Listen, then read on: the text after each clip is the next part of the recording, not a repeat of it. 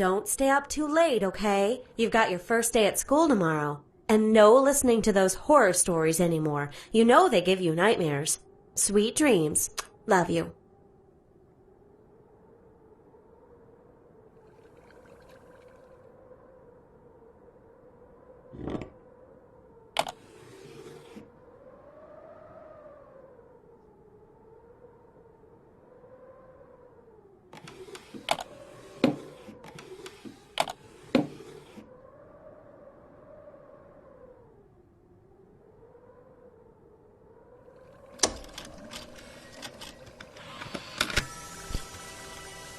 Frosty Nights, Chapter 1.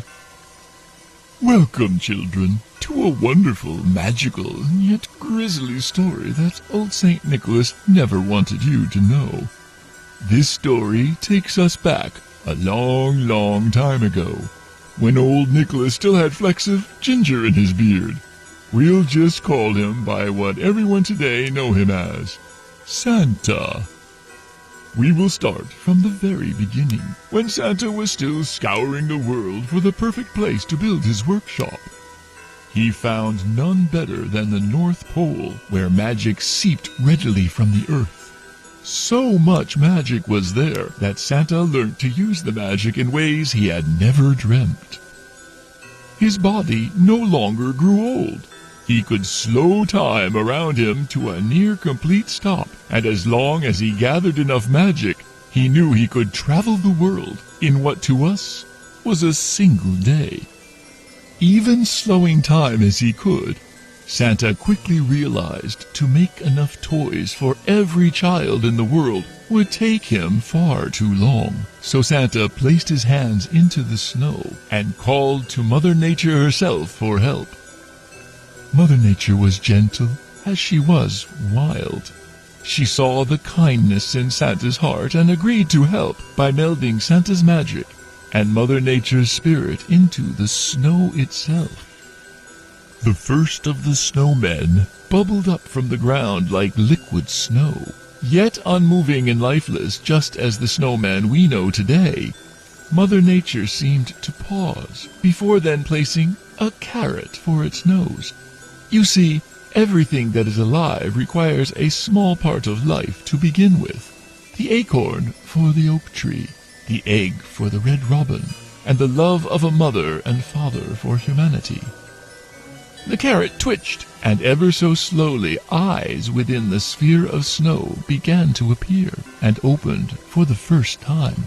Santa slanted his head to the side in a curious thinking gaze as he took off his scarf and hat and placed it upon the snowman.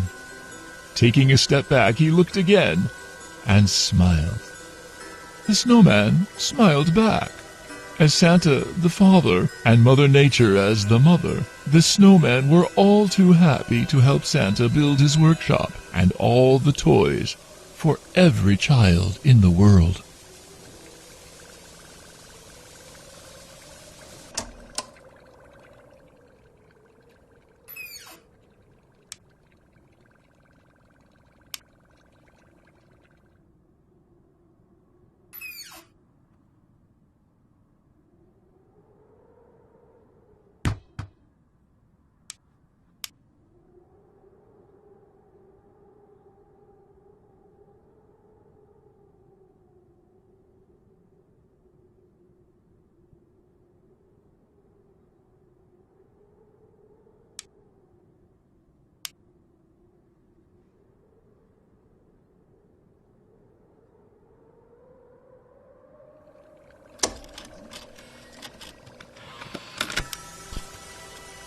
Chapter 2.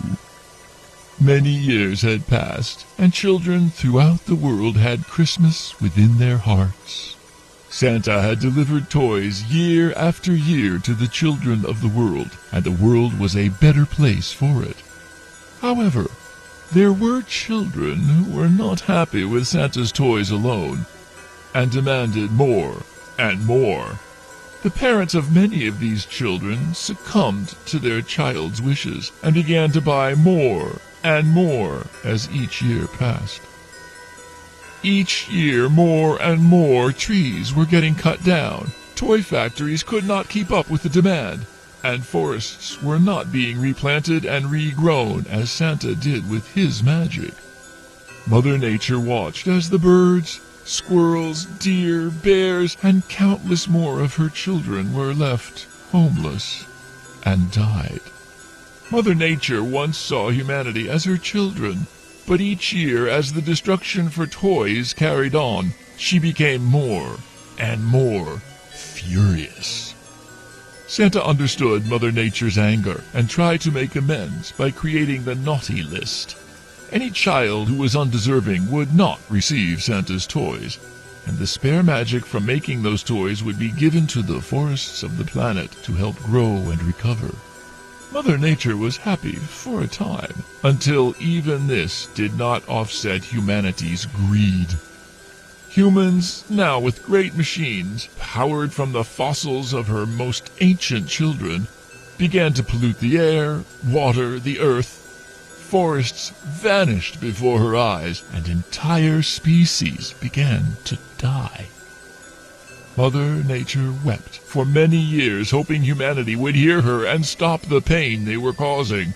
Her cries were drowned out by the drills boring into the planet, the saws biting into the trees, and the roaring of flames in engines. The pain turned to anger, and the anger to fury. Santa was helpless as Mother Nature's suffering began to warp the minds of the snowmen. One by one, they stopped working on toys, and slowly but surely faded into the distance as they left the workshop behind. Santa eventually found the elves high up in the mountains that were glad to be of help to Santa. However, our story is with the snowmen, and not Santa.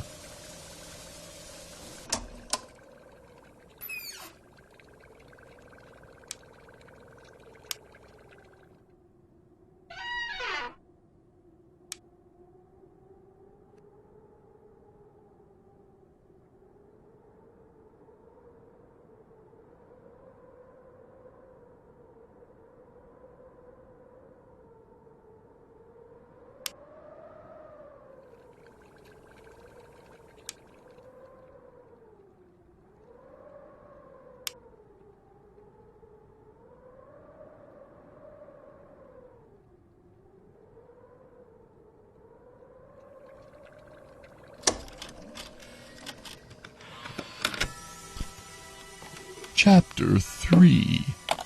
John had just gotten home from school. He quickly grew excited as he spotted the snowman outside his bedroom window. John's dad often made him surprises, and he quickly ran out to decorate the snowman. John used his favorite scarf and hat and found the shiniest rocks he could for the buttons. John was very proud of his decorations, and soon it was time for him to go to bed. Looking out the window, he smiled at the snowman as his eyes slowly began to close. John awoke with a chill in the air and snow on his bed.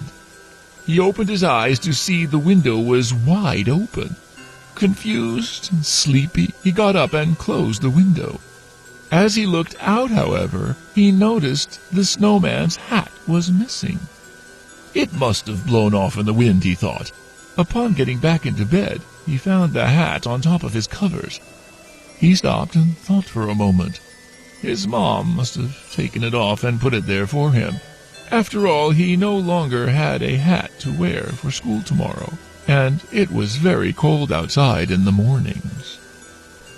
The next day, John returned again from school, and a second snowman was right next to the first.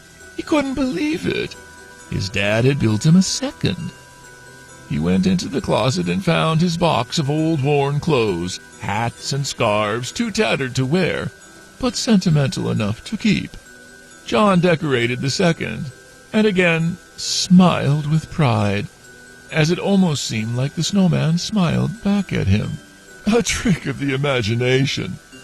And John thought how cool it would be if snowmen really were alive.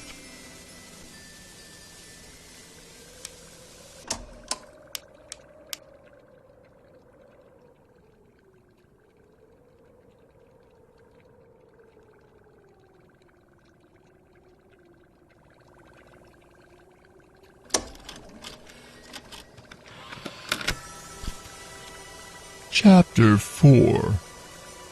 The sound of snow-filled wind blowing through the room, the screech of an open window hinge as it bangs to and fro. John opens his eyes once again, tiredly shuffling out of bed to close his window. John freezes as his hand reaches for the latch.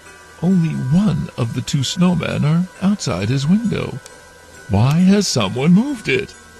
John hears a dripping sound coming from his closet. John may only be a child, but he's never been scared of the dark or monsters. He's too clever to believe in fairy tales, so why would monsters be any more real than those? He heads over to the closet, and with a gentle pull, begins to open the door.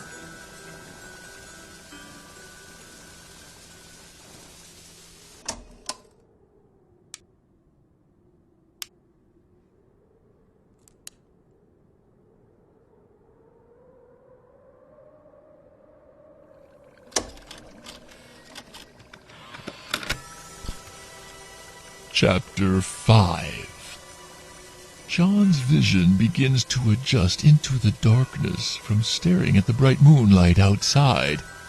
Nothing. His closet is empty besides a few boxes. The dripping sound continues, though, so he steps inside to try and listen to where it's coming from. As he does so, he hears a loud thud near his still open window. John pokes his head out of the closet, and there in front of the window is the snowman that only a minute ago was standing outside. The snowman is different, lifelike, with sharp, pointed teeth, and a hungry grin curling more and more to the sides as it starts to move closer. John is frozen in fear. He doesn't understand. There is no logical explanation. He slowly backs away, further into the closet. He feels something wet on his head. Drip, drop, drip, drop. As John looks up, the missing snowman is on the ceiling, holding itself up with big, branched arms. John sees the other snowman now in front of the closet, arms reaching. The closet door begins to close, and complete darkness envelops John. Rough, knotted branch fingers wrap around John's head, and a gruesome snap and popping sound echoes through the room from that dark closet. John is never seen again. The house is put up for sale shortly after. However, with the disappearance of John well known throughout the town, a young boy who suddenly vanished without a trace from his bed one frosty night, the house remained unsold and empty for many years. Until this night, in fact, which, my child, is where our story begins.